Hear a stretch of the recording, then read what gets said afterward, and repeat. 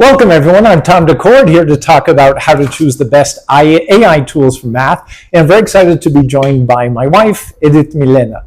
¿Cómo estás, amor? Muy bien, ¿y tú? Muy bien, gracias. Okay. Are you ready? Vamos. Let's go. How do teachers choose the best AI tools for math teaching? Well, I think there's two factors at play here. One, we have to identify what AI does well in math, and two, identify our students' greatest math needs. With that information, we can find some alignment that forms a framework for choosing tools appropriately.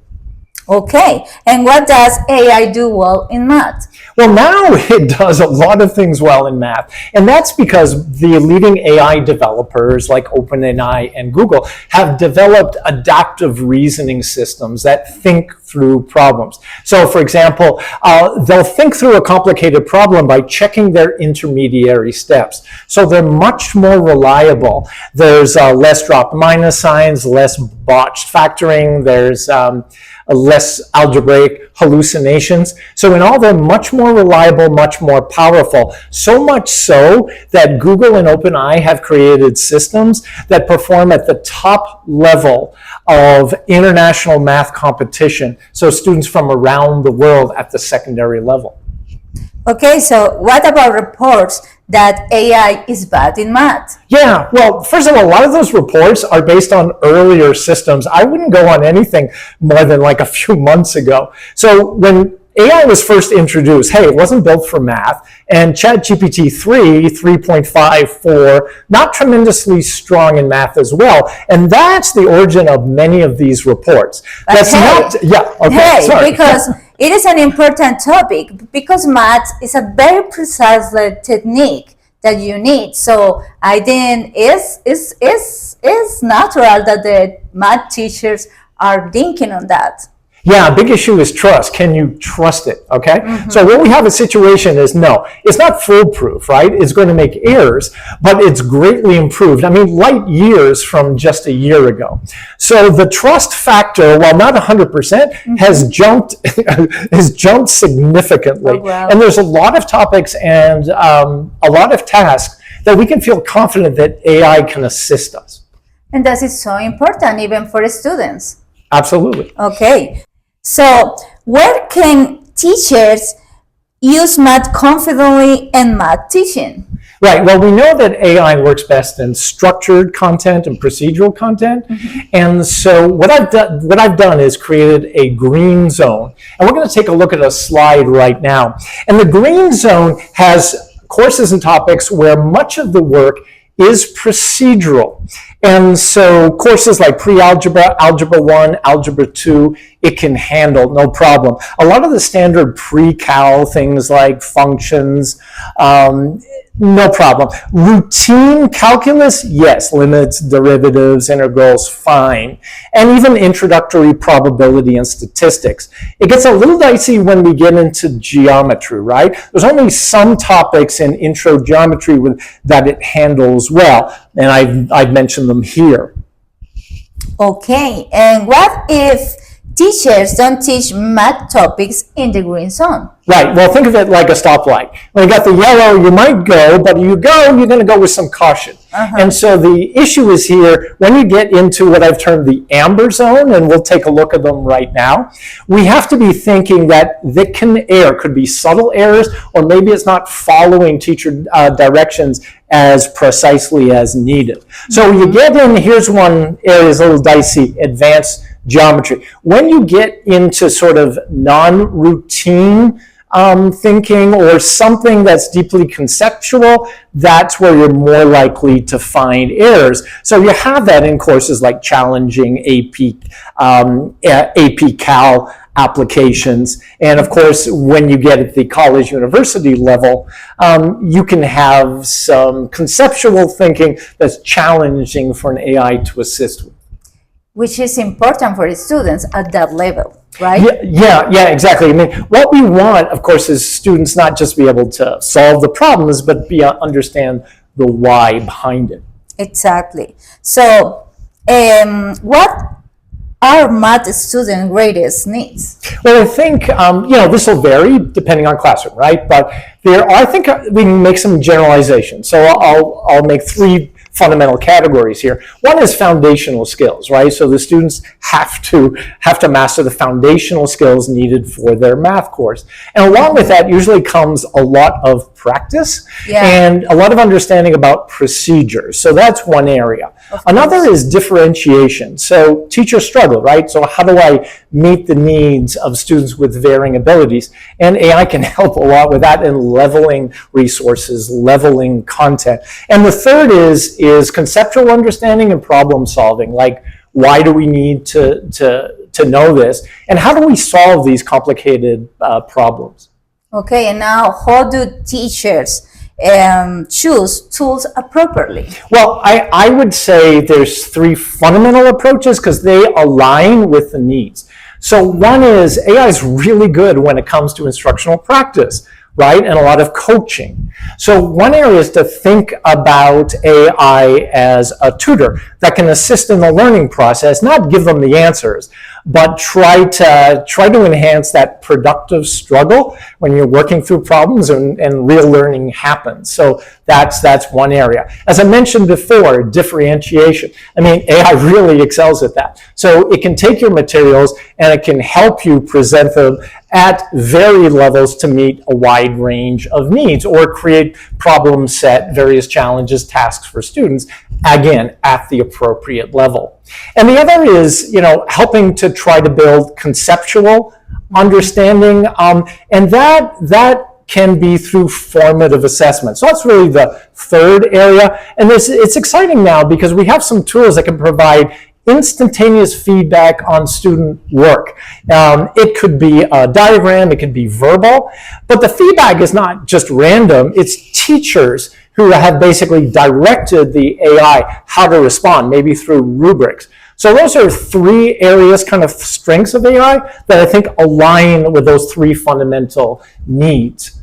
And that is very important because as I'm a student, for us it's so important, the feedback from the teacher. Because yes, you can learn the topics, but when you make a mistake, you need to know why you are making that mistake. So that feedback is a really good goal. Yeah, I mean, that's not just math, right? That's really any topic. I mean, one thing that teachers struggle with is like, hey, they get all of these papers, all of this content, these diagrams, graphs from students, and they want to give them feedback quickly, but hey, that takes time. Yeah. So if we can leverage AI in a way that it can provide instantaneous feedback and feedback that's valuable because we've directed it, that's a huge assist for teachers. And what tools do you recommend? Well, I recommend using state-of-the-art tools because they're the best at solving math problems. And so I think right away about Google Gemini 3. Now, one advantage, if you're a teacher that's in a Google for Education school, district, whatnot, you have access to Gemini 3. It's actually being integrated into Google Classroom and it's being integrated in popular Google tools.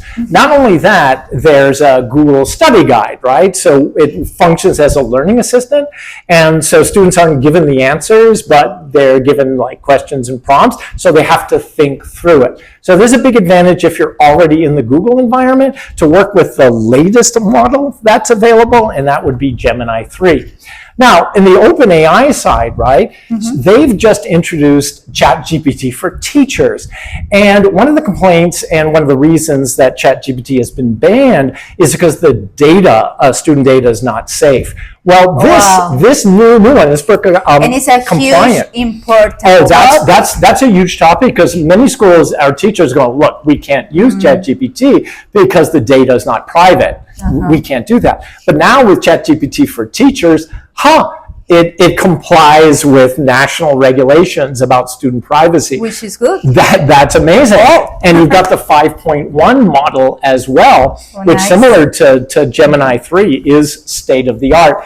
And it has study mode as well, introduced study mode. That's kind of similar here to Google's Learning Guide in the sense that again, it's not an answer machine, so kids have to work through the problem and they've got to think and they've got to go through that productive struggle. So I would start there. The thing to keep in mind with other tools, right, popular tools, often they have to buy the model, the language learning model from OpenAI, from Google or Anthropic or whatever AI, and it's often an earlier model, so it's not as good. So if you can work it out that you can work with the latest state-of-the-art models, that's great.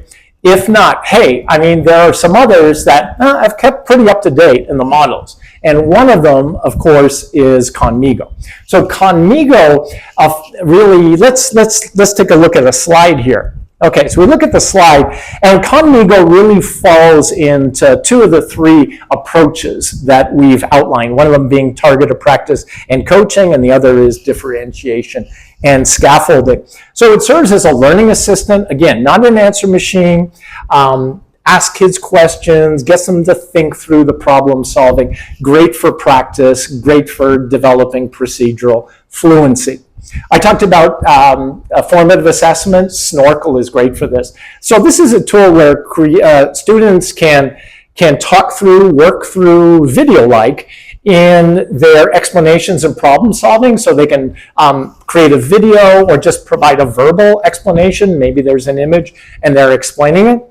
And so Snorkel provides immediate feedback, but it's not random because it's the teacher who's provided the directives and guiding Snorkel how to respond, right? So those directives, rubrics, are behind the responses. And these responses are instantaneous, right? So instead of teacher having to take days, a week, or longer to give this feedback, the students have the feedback right away.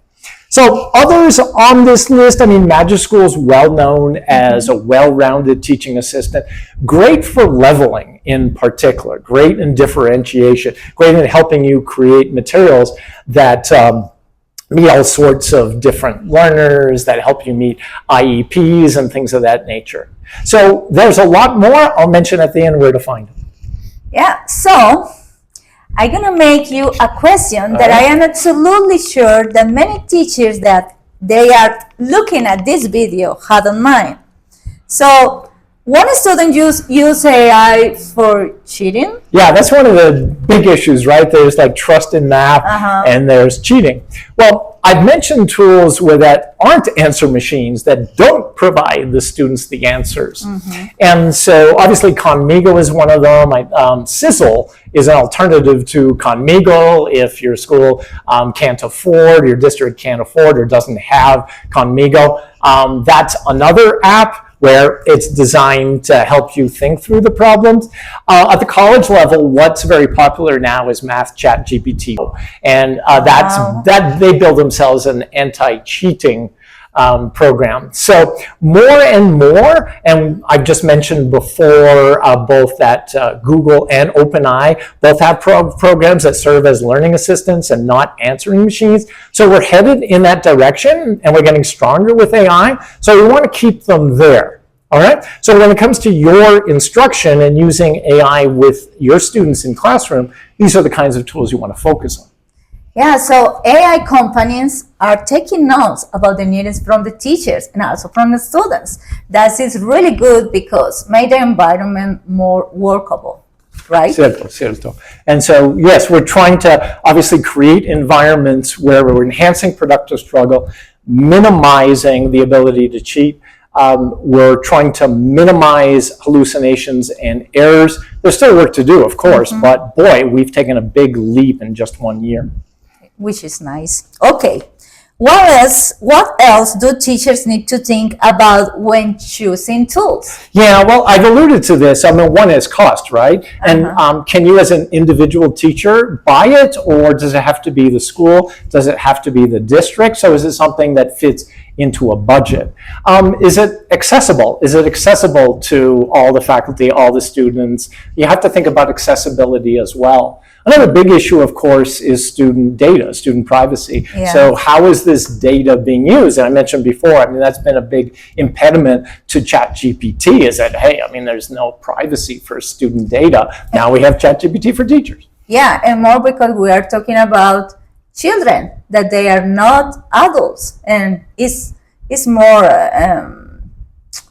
dangerous for kids. Yeah, now we have these sort of gated wall environments that have become real popular. School AI is one of them. I like School AI. One of the reasons it's not only compliant with national regulations surrounding student data and student privacy, but it enables teachers to create what they call spaces These are environments, often chatbot based, where the teacher is directing the activity and can overlook and supervise the activity. Magic School now has Magic Student, which does something similar. And there are other very similar platforms as well. So there are those gated wall communities. Yeah, it's a safe environment for children and also for them families and the schools and teachers. It's a really good approach. Yeah, because you got to think of these different constituents, right? It's not just, hey, I'm the teacher and the students. I've got to be thinking about administration. I have to be thinking about parents. So there's a lot of constituencies at play here. Okay, this is really good information. Thank you. Now, where can teachers find more tools and resources? Well, I have an extended and curated list. It's at tomdecor.com. In particular, you can go to the AI Tools for Math Teachers section. And they also have a guide to math teaching with AI. Excellent. So with those, I've done reviews of the tools, and I have a sort of an extended analysis of the tools and recommendations. So I'd encourage you to go there. While you're there, you'll probably notice I have a free guidebook. It's about a 90-page guidebook on integrating AI in math teaching. You can just download it for free. The only thing is now you're on my mailing list, but no spam. I send a weekly newsletter out to subscribers. So let's download the Math Teacher and continue learning about this big and interesting topic thanks to my husband. Gracias, amor. Gracias por tu ayuda. Con mucho gusto, amor, siempre. Thanks for joining. Bye. Bye-bye. Yay. Yay.